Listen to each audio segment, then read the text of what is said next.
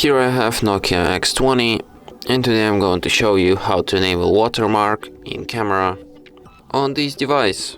So first let's open camera, then tap here to access its settings, and here you can find watermark, and that's how you can enable it. And now every photo you take will be marked with its watermark, just like this. And that's it.